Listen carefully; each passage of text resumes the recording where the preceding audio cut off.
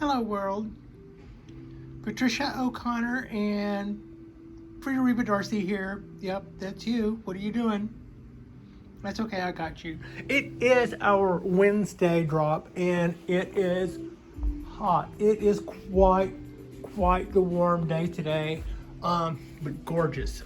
Man, as you can see, I've got the Pondo turned back around, facing its westerly direction. It was nice. It was nice to see it for 2 days.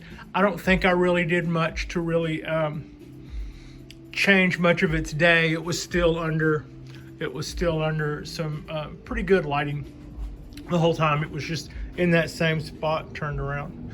So I've been doing a little bit of organization since last we saw. First, I normally don't gloat on my last video and don't really think of this as gloating, but I gotta say I feel pretty good about our last video because it showed everybody in a really nice, positive, healthy, upward light, and that's just more of what we have going on today. This is our container and our perlite, and this weekend I believe is when we are going to start on our cutting project, which will probably be, I'm just kind of this plan is sort of falling together, as they say, but that will be a two-parter, and so I will be putting cuttings in that container with some sand and at least part of that perlite, and we're going to see what kind of success we can have trying to root some maples and some cherry trees and some coastal redwoods. I've already got my hormones standing by. I've got my other ingredients here. I do want some sand. I've been needing to get some playground sand from the hardware store, but I'm too lazy to haul sand out to my car. Yeah, I will though, because we're doing that this weekend. That's what's happening this weekend, so I've still got that ahead of me. Now, also, I moved the maple forest from over kind of close to the edge where it was to there, and I put it in a tray. That was the one, this was the one tree that when I water still had me depositing a little bit of water on the ground, even though I built this gutter, and even though I made other arrangements for the other trees. Enough water to adequately water that maple forest would always have a fair amount of water on the floor there. And then I would go downstairs and walk Frida and stuff and see how much water I saw coming down, and it never was anything bad. It wasn't like anything that I thought would have caused us any trouble, but I have addressed that, and I'm gonna see how that works. Also, I like that location better. It's out of my way a little bit more. I was able to arrange stuff some. I like the way both of those pines are located in there. Also, I moved this one last night, and there is a little bit of roots escaping out of the bottom, so that guy is making use of that little trick, which is kind of interesting to see. So that having those two guys there, the two pines in that tray, freed up this show hen tray for those guys, which means they're less crowded. I found this guy tipped over, even after I just told y'all a couple of days ago that was a problem with this. I just came out day before yesterday morning, or maybe yesterday morning, I'm not sure now, and this tree was still there, but tipped forward and kind of laying on these. I don't see any damage. We may see that may show up as needle damage later on. So I think that's a little bit more stable. I like that pot otherwise, but at some point when it does come time for a repot, I am going to be thinking about something that is less likely to tip. Yeah, that's just kind of something I've been thinking there. So today, like I said, was quite warm.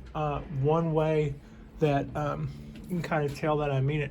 Here's a little quick at now Simply Pea, and I am loving the way that tree came out after that little trunk chop 2 nights ago. Really excited about the potential of this. But anyway, today when I watered, most of the time I pick up my watering cans, those 2 guys, and they will be full when I come out here in the morning because I will have filled them up the night before. That means that some of the chlorine can vape off, and some of the other, I think it's better just to have, it's basically the same rule as if you were bringing home some goldfish. You wouldn't want to put them in chlorinated water. So it's not all of that as far as prep work, but it was just a little something I did. Well, today, when I took up my cans and started to water, I emptied them both very quickly, which is to say that when I first started watering the trees, they took more water than usual, to a point to where I didn't get near as many of them actually watered per container. So with with half the trees watered and half the trees not even touched yet, I'm back in there topping off the containers again. And then I did that again, and just to get everybody got water. Well, one thing, it was one of those rare instances where every tree on deck got watered. It usually doesn't fall that way because they kind of take up their different size pots, and they have different situations, and they take up water at different levels. But today everybody got watered, so that was one thing. But even then, everybody drank up a lot of water. So it took more water than usual to get water circulating out of the bottom of our pots. Here's a quick look at our cork bark Japanese black pine, and you can see what we mean by cork bark in there. That's just really thick and crispy looking stuff on there. That's kind of how they do, and it's pushing out nicely and just continuing to go. My oaks are doing good, and my cypress trees are looking really nice. Now I was just looking at this yesterday. This is a good example of what it was that we are, this is going to be an example of good bifurcation and good ramification. So this is thick. It's thick the way the base branch should be, and it branched off nicely, just 2 going right out there, and they are a Patricia hair. I have my hair all over everything, and they are noticeably thinner by maybe a third or so. This one is thinner than this one, and this one is probably about a third thinner than the base one. So in the fall we'll cut these back here and maybe here, so they're not exactly even, and then next year we'll get some more branches that are smaller yet. Now what's happening over here with the oak is this is happening in a rush. So, and by rush, I mean I clip it, it makes more choices. I clip those back, it makes more choices. I clip those back, it makes more choice. And this is all happening so quickly that on one hand, I will be able to make ground for this tree, just, leaps and bounds. On the other hand, the base, well, not actually starting with the base, but the secondary and the tertiary and the 4th and 5th down the line, those are going to be closer to the same size as one another because I'm getting multiple flushes out of this in the same summer growing season. It's all the same age. So at some point, some of the stuff that we're going, wow, I got, that started over here, and then that branched off and I cut it, and that branched off and I cut it, and that branched off.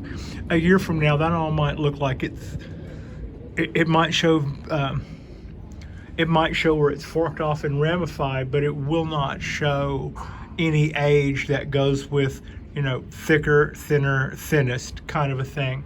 So we still do what we're doing now, and then in a couple of years, if we have to cut some of that back off so that the thicker branches will differentiate themselves a little bit more from the secondary and the tertiary, then so be it. And that was just, I had mentioned that earlier. You can kind of see it here on the cypress trees. It's doing that on its own very well, and in a couple of years, you know, it's like these guys, these are all heavy and stuff, but we'll cut them off back to here, and then they'll branch off, and then those will branch off the following year. So it will show stages, and it is those stages that are subliminal to not only is it just a nice look on itself, but it also denotes years.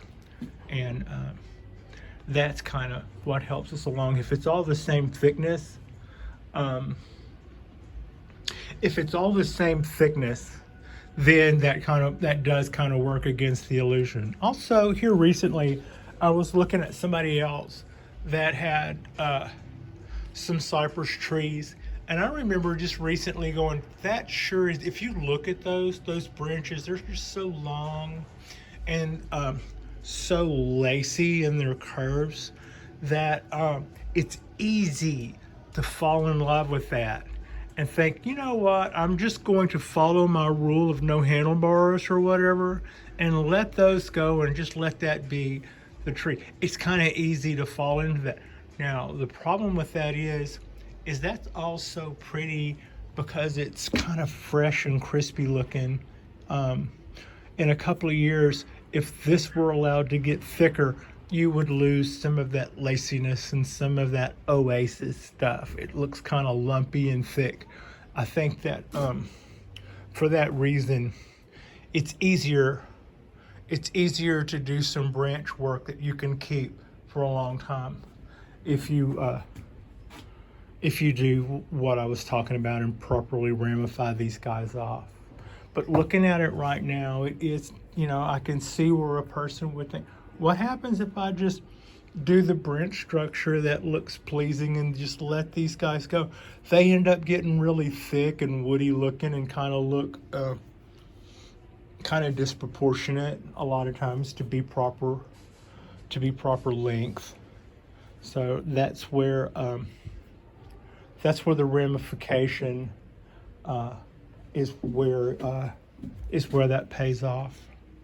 So that's just a few little thoughts on how we clip back stuff. You can see that's making some really nice choices, and this is our secondary, but this is a long way out. When it does that again, after we cut it back here, that'll be nice. So I am thinking that this cypress tree, this tree right here, might be close to its usable height when all is said and done. If it's here or maybe right in here, you could just picture it just kind of going just a little bit out. By the time it gets here, that is already just blipped right on out. And then, you know, I can just totally see that. And these are all going to finish, I believe, at about the same time. This will be the last piece to finish because I'm actually, these guys are already taken off and have kind of like left the blocks. If you were looking at it like a foot race, they left the blocks 1.5 years ago. And I'm kind of doing this and going not so fast, Eddie, when it comes to this one, because this is going to be our leader for that side, as I've stated probably a few dozen times now. But you can see where this little ramification thing here looks a little hit and miss. See, I chopped it there, and I've got one extra thick, extra heavy branch. But come fall, when it comes time to cut that back, we'll cut it back to here, and we can count on getting our choices. And this is still going to be our go-to there, and over the summer it'll get some fat, some big. It'll be at some stage of whatever this is doing, but they're both going to get cut back to in this case, this one will get cut back here somewhere, even though it'll be thicker, and this one will get cut back here somewhere, even though it'll be major league thicker, but it won't matter because they're all getting cut back. So these aren't really that hard to do, but they're so pretty at this young foliage. You know, they're just lacy and restful looking. Don't be lulled into thinking that that's a look that you can maintain for a long, long time. Once it grows out, once all of this stuff were to grow out a year or two, it would start to look a little lumpy. So in that way, bonsai trees are still built. I'm going to snip these little guys right here that are going straight up. That one, if I needed it, I could probably wire that straight. I could probably wire that flat, but so that kept kind of a flat pad there. I've got one here on the bottom. I'll get rid of that. Also, because that's makes 3 right there in one spot, that would have made a knot. I don't really feel like I have to do this to maintain any certain look right now, because we are building a tree. The more I can leave, the more stuff I can leave on the tree, the more that stuff can do its job and help everything grow. I don't really feel like I have to do anything, because this whole piece here is attached to this, and this is attached to this, and this is a sacrifice. But if you look how congested all of that is, this sacrifice branch is getting more than its fair share for somebody that's got 4 months to hang out here or 3 months to hang out here. It is grabbing a whole lot of light. But the bright side is all the light that it's grabbing is still getting put to the tree. We're going to allow all of this foliage to turn its winter colors. It'll turn that amber rusty color, and at that point, all of the stuff that it will have made all year will be exchanged down to the tree. So we're going to get all the good out of this before we chop it. Meanwhile, our new game in town, which is this leader, is just clicking right along. It's just it's not necessarily breaking any records, but it wasn't but a week ago.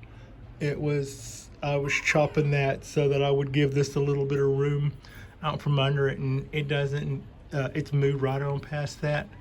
As you can see, we are almost into our lights as far as our top is concerned. I'm thinking when it comes to this one, eventually, this would probably be a really good working height. It's a matter of big trees, and yeah, I really like big trees. But here's what I saw: a collection of, I believe, Scots pines, and they were in a grove, and they were absolutely beautiful. And the center one died off at the top, and they had it in a shallow, beautiful rectangle pot, much like I would like to put this in. And it was kind of obvious, not obvious to me, the grower even mentioned that there was a point at which the trees could no longer siphon nutrients up to the very apex. They had overrun what the tree could maintain height-wise with a shallow root mass, and so that much of the tree flourished, got going. When it really started running, it died. It couldn't maintain that. It was just too much. It was too long of a run for stuff to go that far. So I am going to have to be mindful of that, and it's not like I know what that is, but I'm hoping that it's close to proportionate. So if these guys are here and the next one is maybe a node above that, which would be 6-8 inches below the lights, you know, that'd be a nice height. The leader in front will be coming up just shy of that. I'll keep it pruned just you know, a scotch underneath the one behind it, which will have a year's more growth. So, 1.5 years more growth. But anyway, that's what's going on there. I did this little rearranging stuff that is going on, has happened, and you can kind of see the flowers are rearranged too. But part of that is because this little table when I was walking Frida last night, this little table followed me home. There was a wicker basket here. I brought the wicker basket in. Now I'm using the shelf and piling crap in the corner, which is also a great a great method. Just pile crap in the corner. What that does is that saves me that wicker basket. I no longer have that wicker basket there. So now you've got what? That block of wood? Well, yeah, that's tree space. I'm not using it, but that's tree space. And instead of the wicker basket, I do still have the shelf. So my bio gold and some of my, you can kind of see the bags sticking out there. The bio gold and some of my Boon Mix is on the shelf, and then more Boon Mix and some peat moss in that bag. The bags back there in the back are really lightweight. They're just kind of tucked back there. Probably come in handy here in a minute. So that led to, you know, this is workable, growable space right now. So I'm thinking that's cool. Also, I like the way this is better. I believe the pines having their own area is a little bit cooler. There's some space here that's not being used. There's some space here that I'm growing weeds. So either I could grow bonsai trees there, or at least better weeds. So yeah, we have room to grow. We have room that we're not even using, and we're planning on growing. Now, the other day I was talking about how I use neem and shouldn't use neem in the heat of the day because putting moisture on the leaves can cause burn spots. But then I noticed that having done this almost at the end of the day, I thought I'd get away with it. But where the moisture collected at the tips of the leaves, they burn. So even after I said, wait, go back, don't go, it's dangerous, I went ahead and went.